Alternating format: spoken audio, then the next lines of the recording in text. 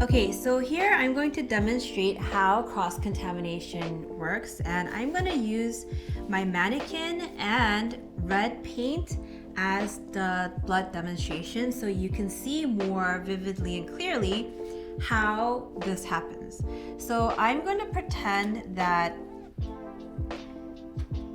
I am working on the client, and when you're working on the client, what happens to the skin breaks open and you will see some blood. So I'm going to add a little bit more and emphasize on it because I want you to be able to see what happens when you cross-contaminate. So I have some of the common things that we touch during the process next to me.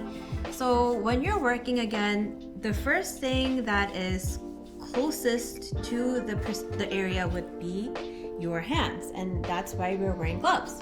So let's say I'm working. I don't know the protocols, and I was thirsty, and I decided to get a cup of water as I'm working. You will basically but there will be blood on my cup, someone else's blood.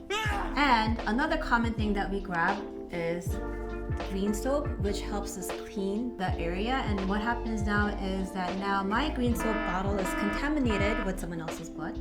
And after the procedure, sometimes we forget to take our gloves off, and we like to show the client how the procedure is going. So we would touch the mirror with the contaminated gloves. So now this would be contaminated, and the most common thing that we touch during the procedure, this is why I don't keep my phone around when I'm working, is your phone.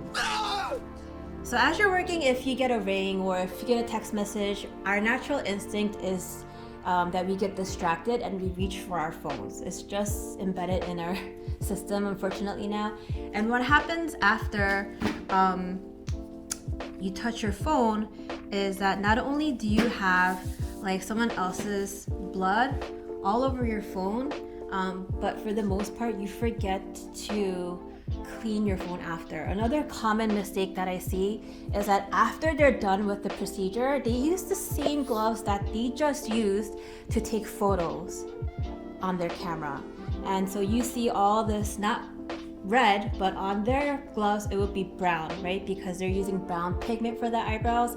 And then over here in the back area, right now you see a little bit of red because I'm demonstrating the blood. You would see brown spots, which basically means that they have other people's pigments, aka blood, on a person's phone. Someone like me who has a daughter and a son who loves to play with my phone, once they touch this phone, they're gonna also have someone else's blood on their hands.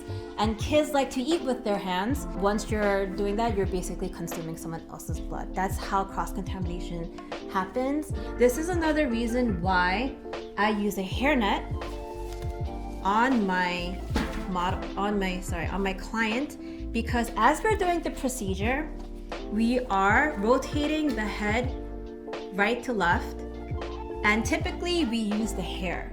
On average, a woman touches their face and hair 15 times in an hour.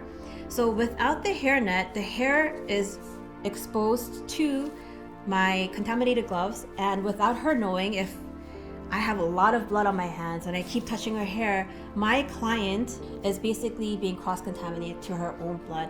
And if she doesn't wash her hands after, she's basically using the same hand that has her blood on it to touch various things.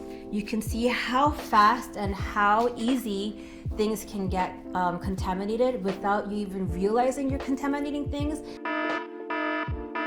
So please make sure you wash your hands thoroughly before and after, every time the gloves come off. Sometimes you can't see blood with the naked eye, and as you're doing the procedure, the needle can basically, as it's flick the blood towards you or away from you in places where you cannot see the blood. So this is why being able to protect yourself is very important, and this is why working with universal cautions is very important as well.